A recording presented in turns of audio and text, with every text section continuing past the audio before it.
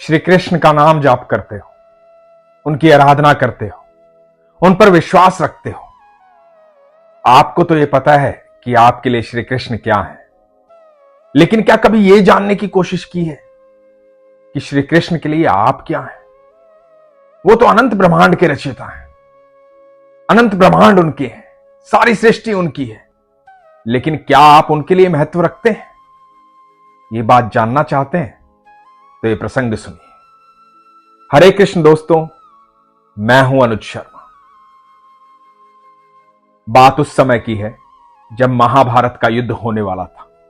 दुर्योधन चिल्लाता हुआ पितामह भीष्म के पास पहुंचा और बोला कि पितामह, हम युद्ध होने से पहले ही जीत गए, हमारी विजय निश्चित है, हमारी विजय निश्चित है। दुर्योधन बहुत खुश था। पितामह भीष्म ने पूछा कि ऐसा क्या हुआ कि तुझे ऐसा लगता है कि हमारी जीत निश्चित है? तो दुर्योधन ने बताया कि श्री कृष्ण ने प्रतिज्ञा ली है कि वो युद्ध में कोई भी शस्त्र या अस्त्र नहीं उठाएंगे। पितामह भीष्म ने कहा कि अच्छा, ऐसी बात है। तो दुर्योधन ने कहा कि जब उन्होंने प्रतिज्ञा ले ली अस्त्र शस्त्र नहीं उठाने की, तो युद्ध हम निश्चित तौर पर जीत गए हैं, वो 5 पांडव हमारा क्या बिगाड़ सकते हैं? पितामह भीष्म ने कहा कि मैं भी इसी क्षण प्रतिज्ञा लेता हूं कि मैं भी श्री कृष्ण से अस्त्र उठवाऊंगा। दुर्योधन यह सुनकर बड़ा हैरान हुआ कि ऐसी प्रतिज्ञा क्यों ली, और पितामह भीष्म के बारे में सब जानते हैं कि उनकी प्रतिज्ञाएं अखंड होती हैं, उन्हें कोई नहीं तोड़ सकता है। अब युद्ध शुरू हुआ। जब युद्ध शुरू हुआ तो काफी कौरवों के सैनिक मारे जा चुके थे। दुर्योधन चिंता में था, विचलित था, घबराया हुआ था, डरा हुआ था, और यह भी देख रहा था कि अब तक श्री कृष्ण ने अस्त्र नहीं उठाए, ना क्रोध दिखाया है।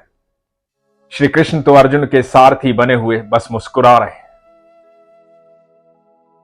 दुर्योधन को गुस्सा आ रहा था अपने आप पर, अपनी सेना पर, सब कौरवों पर, कि सिर्फ 5 पांडव और हमारी इतनी बड़ी सेना, और फिर भी हमारे लोग मारे जा रहे हैं, उनको विजय प्राप्त हो रही है। क्रोध में बौखलाया हुआ था। उस बौखलाहट में जा पहुंचा पितामह भीष्म के पास। पितामह भीष्म को बोला कि मुझे लगता है कि आप उनकी तरफ हैं, इसलिए आप युद्ध नहीं कर रहे हैं। आप जिस चीज में सक्षम हैं वो सक्षमता दिखाई नहीं दे रही है। आपके सामने यहां कोई नहीं टिक सकता, लेकिन अब तक पूरे युद्ध में ऐसा दिखाई नहीं दिया है कि आप पांडवों को मारना चाहते हैं, आप उनका वध करना चाहते हैं। अब तक यह दिखाई नहीं दिया कि आप मेरे पक्ष में। दुर्योधन ने पितामह भीष्म को भड़काया। पितामह भीष्म को इस बात पर क्रोध आया। पितामह भीष्म ने सारा जीवन हस्तिनापुर को दिया था। कोई यह कहे कि उन्होंने विश्वासघात किया है तो वो कैसे सहन करेंगे? पितामह भीष्म को इतना क्रोध आया कि वो अपना रथ लेकर के अर्जुन की तरफ बढ़े। बौखलाए हुए थे, क्रोधित थे, अर्जुन की तरफ बढ़ते जा रहे थे, तीरों की बारिश करते हुए जा रहे थे। ऐसा लग रहा था आज युद्ध समाप्त हो जाएगा, सब कुछ तहस नहस हो जाएगा। भीष्म बहुत क्रोध में थे, लगातार अर्जुन पर तीरों की बारिश कर रहे थे। इधर अर्जुन मोहपाश में बंधा हुआ था। याद आ रहा था किस तरह पितामह भीष्म ने उंगली पकड़कर चलना सिखाया है, किस तरह गोदी में खिलाया है। अर्जुन भावुक हो रहा था। क्षण भर के लिए भूल गया था कि वो युद्ध भूमि में है। अपने पितामह पर कैसे तीर चलाए समझ में नहीं आ रहा था। भगवान श्री कृष्ण ये सब देख रहे थे। पितामह भीष्म तीर चलाते गए। अर्जुन थोड़ा बहुत जवाब देता रहा। धीरे धीरे पितामह भीष्म उग्र हो गए। अर्जुन को परास्त करने की पूरी तैयारी हो गई। लगातार तीर पर तीर चल रहे थे। अब अर्जुन जवाब देने में सक्षम नहीं रहा था। अर्जुन के तीर किसी काम नहीं आ रहे थे। ऐसा लग रहा था कि आज अर्जुन बचेगा नहीं। पितामह भीष्म का क्रोध सब देख रहे थे। सारा युद्ध एक तरफ था और पितामह भीष्म एक तरफ थे। पितामह भीष्म ने अपना ब्रह्मास्त्र निकाल लिया। ब्रह्मास्त्र निकालने के बाद यह निश्चित हो गया था कि आज अर्जुन नहीं बचेगा, युद्ध यहीं समाप्त हो जाएगा। भगवान श्री कृष्ण से यह देखा नहीं जा रहा था किस तरह से अर्जुन परास्त हो रहा था। भगवान श्री कृष्ण ने एक रथ का पहिया उठाया और दौड़ पड़े पितामह भीष्म की तरफ। जैसे ही भगवान श्री कृष्ण ने रथ का पहिया उठाया, पितामह भीष्म की तरफ दौड़ने लगे। पितामह भीष्म ने अपने शस्त्र अस्त्र सब छोड़ दिए, रथ से नीचे उतर गए।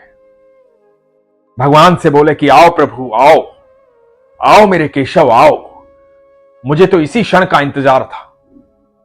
आओ, मैं तो इस बात से अति प्रसन्न हूं कि आप मुझे मारने आ रहे हैं। आओ मेरे केशव, आओ। इधर जब पितामह भीष्म इस तरह से रथ से उतरे और केशव पितामह भीष्म की तरफ भागने लगे, तो अर्जुन से रहा नहीं गया। अर्जुन ने भागकर श्री कृष्ण के पैर पकड़ लिए। भगवान से कहा कि प्रभु, ये आप क्या कर रहे हैं? आपने प्रतिज्ञा ली है, आपने प्रतिज्ञा ली है कि आप कोई भी शस्त्र नहीं उठाएंगे, कोई भी अस्त्र नहीं उठाएंगे। आप मत जाइए, आप मत कीजिए ऐसा, आपकी प्रतिज्ञा टूट जाएगी। भगवान श्री कृष्ण ने अर्जुन की तरफ देखा। भगवान श्री कृष्ण ने पितामह भीष्म की तरफ देखा और भगवान श्री कृष्ण ने कहा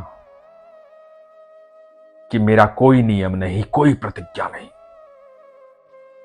मेरे लिए सबसे पहले मेरा भक्त है, मेरे भक्त की प्रतिज्ञा है। एक तरफ भीष्म खड़े हैं जिन्होंने प्रतिज्ञा ली थी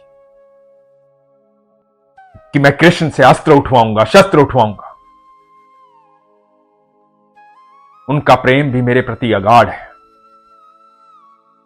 मुझे उनकी प्रतिज्ञा भी पूरी करनी है।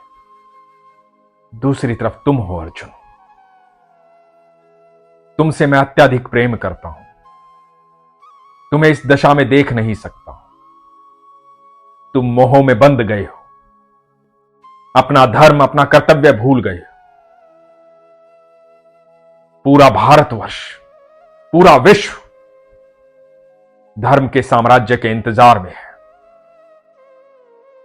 सबकी आशा तुम हो। तुम युद्ध नहीं करोगे, तुम कमजोर पड़ जाओगे तो धर्म की स्थापना नहीं होगी। तो एक तरफ तुम मेरे प्रिय हो और दूसरी तरफ पितामह भीष्म। और जब मेरे भक्त मेरे सामने आते हैं तो मैं किसी प्रतिज्ञा, किसी नियम में बाध्य नहीं होता। मैं सारी प्रतिज्ञाएं तोड़ देता हूं, क्योंकि मेरे लिए सबसे पहले मेरा भक्त है, सबसे पहले उसका प्रेम है, सबसे पहले उसका विश्वास है। चाहे कुछ भी हो जाए, मैं अपने भक्त का विश्वास नहीं तोड़ता। उसका प्रेम सच्चा होना चाहिए। कहा भी गया है, प्रबल प्रेम के पाले पड़ के प्रभु को नियम बदलते देखा। अपना मान भले टल जाए, भक्त का मान ना टलते देखा। ऐसे हैं मेरे श्री कृष्ण। हम सब जानते हैं कि भगवान श्री कृष्ण हमारे लिए क्या है।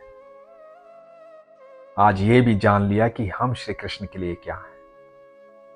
जब हमारी सच्ची आस्था, सच्चा प्रेम होता है, हमारा विश्वास प्रगाढ़ होता है, तो भगवान अपने नियमों को तोड़ करके, अपनी प्रतिज्ञाओं को तोड़ करके, विधि के विधान को बदल करके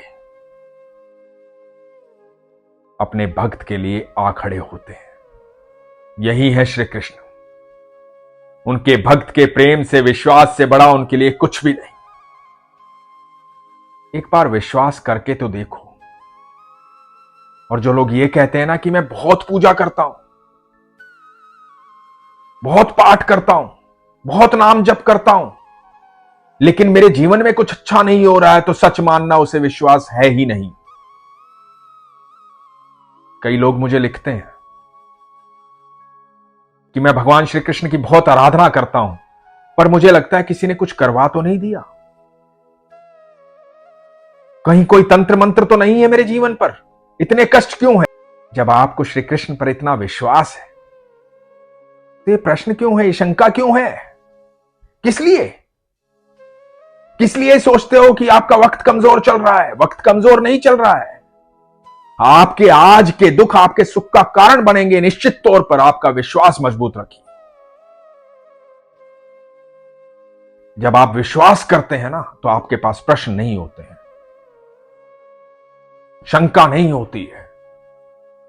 जब आपका ईश्वर पर विश्वास हो जाता है तो आप दुख को भी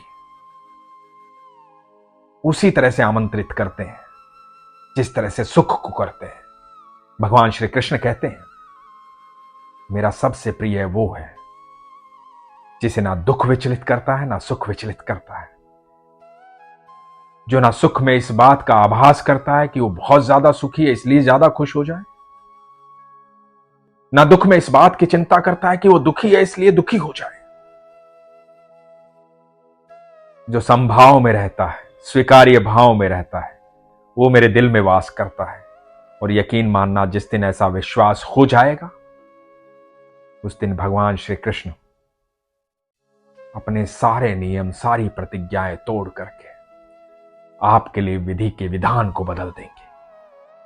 इसीलिए हमेशा कहता हूं, अपने विश्वास को मजबूत रखिए, अपना ख्याल रखिए। हरे कृष्ण।